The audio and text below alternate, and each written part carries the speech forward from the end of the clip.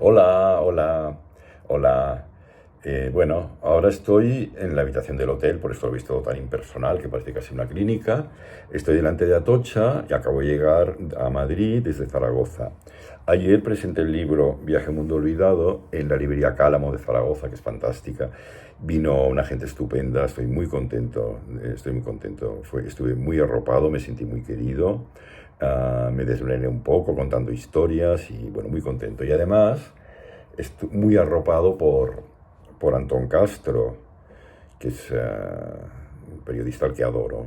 Ya lo conozco desde hace mucho tiempo, tuve la suerte de estar en las jornadas que hacían Albarracín, fantásticas, sobre literatura y viajes hace unos años, ¿no?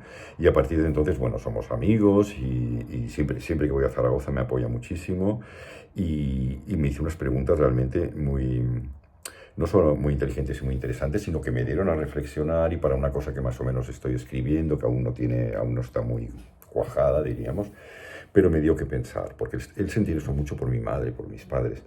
Y es un tema que, claro, que siempre ha sido, bueno, los padres a uno siempre de hecho, de jóvenes y así, sobre todo en mi época, queríamos irnos y no verlos nunca más. En los años 60 eran como los enemigos, porque nosotros teníamos que hacer precisamente lo que ellos, no teníamos que hacer lo que ellos querían que hiciéramos, porque había aquella rebelión juvenil como colectiva, ¿no?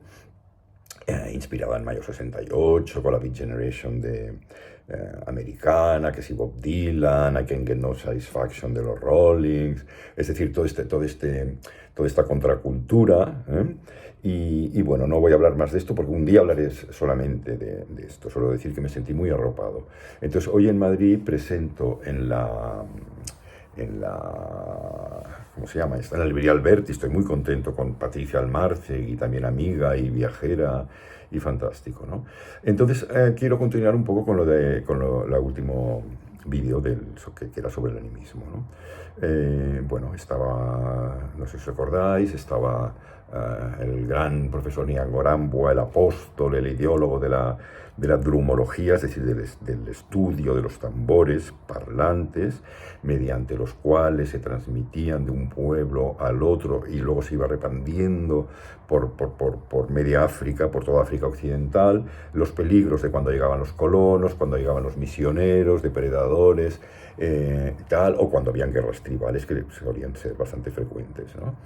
Bueno, pues gracias a Niangorambua me cedió a su mejor alumno, su mejor seguidor, a Gobo Adjumani, que pertenecía a la familia real de los Abrón. Ya he contado que él no era heredero porque se transmitía matrilinealmente. Y bueno, y entonces nos metimos en un autobús. eh, Tardamos horas y horas y horas en llegar. El autobús era detenido cada 2 por 3 por la policía, bastante corrupta, que pedían los papeles a la gente de la que ellos sospechaban que no eran marfileños, ¿no?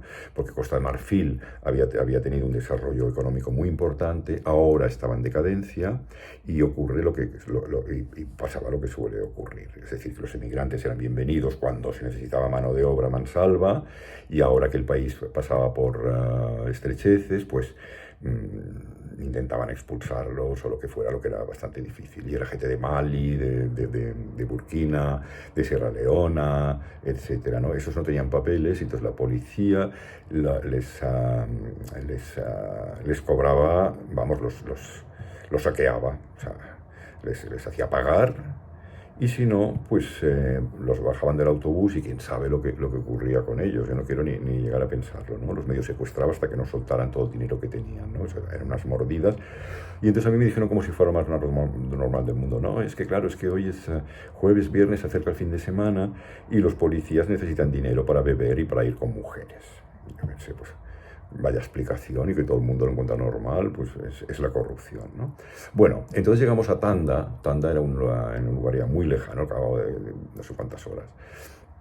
Y entonces era un lugar muy lejano de Avilla, no solo por el tiempo, sino por cómo era todo, ¿no? Ante un árbol enorme, una ceiba descomunal, que estaba en la plaza del pueblo. Bueno, no os imagináis que había como una plaza con los coches aparcados. No, no, no, no, era como un pueblo africano muy sencillo, y este gran árbol descomunal ahí al medio. Y bajo aquel árbol eso es donde ocurría todo, ¿no? Era como el centro, como el ágora, como el centro de reunión. Entonces había todo, llegamos allá y se despertó la gente que estaban durmiendo allá, las niñas, las vendedoras que vendían como en bolsas, vendían como unas aguas de colores, que un día se me ocurrió una y tuve unas cagarrinas horrorosas, pero en fin, y vendían mangos, naranjas, luego había unos pesados con unas fritangas, bueno, hechas en un aceite rojo, recalentado, ves a saber.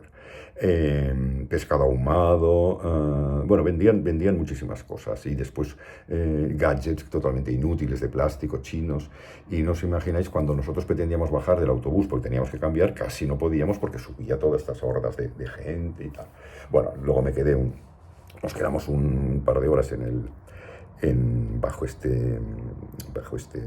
esta ceiba maravillosa, en que tenía como unos salientes que eran las mismas raíces, pero fuera de tierra, ¿no? Y entonces hacían como unos salientes, y allá había plumas de ave, telas de colores, unos cuencos con agua y como con unas pócimas. Y entonces Adjumani me dijo que eso ocurría porque esos árboles era donde moraban los genios, eran los elegidos, estos árboles eran los elegidos por los genios para morar. Y entonces la gente les hacía sacrificios y ponía ofrendas y hacía como las pujas hindús, ¿no? Y bueno, entonces estuvimos bajo aquel árbol esperando. La gente se puso a dormir, todo el mundo se cubrían con telas para que las moscas, que estaban pesadísimas, no les chuparan toda la cara, y más o menos todos echaron una cabezadita, y hasta los perros dejaron de ladrar, solo las moscas seguían tocando los tallonsis, que hicimos en catalán. Bueno, pues entonces al cabo de un rato llegó el taxi Bruce, le llaman taxi Bruce, que era un autobús, bueno, que renqueaba, como que el pobre casi no podía ni andar, como si fuera un animal apaleado, ¿no? Y taxi Bruce, porque Bruce es el monte, ¿no? ¿Cómo se llama esto? Arbustos, ¿no? El monte de arbustos y así. Entonces le llaman así porque son los pequeños autobuses que hacen como de taxi, diríamos, colectivo entre los distintos pueblos. Cuando llegó, vamos, es que el auto era como una bola, porque los bultos que llevaban encima eran casi el mismo volumen que el autobús. Bueno, pero sí. Entonces, bueno, cuando llegaron también hubo un rifirrafe de gente que quería entrar, las vendedoras que eran bastante pesadas, que hasta entonces eran amigas, empezaron a empujarse para ver quién lograba vender algo, se metían por las puertas, por las ventanillas, pam. De repente Adjumani y yo nos quedamos así, como éramos yo era europeo y él era como el hijo del rey, del antiguo rey y tal, y éramos como bien educados y no empezamos a empujar a nadie ni nada. Pues nos quedamos, el autobús estaba lleno y nosotros aún no habíamos subido. Entonces el conductor, que reconoció a Adjumani como deferencia, además porque iba acompañado de un extranjero blanco y no sé qué, echó sin contemplaciones a los que iban a sentarse a su lado y dijo, no, vosotros aquí, esto es para vosotros. A los que echó no dijeron casi nada. Y bueno, uno de ellos se quedó agarrado al saliente de la puerta y viajó todo el rato ahí colgado, ¿no? Un poco peligroso, pues en una curva igual te quedas por ahí.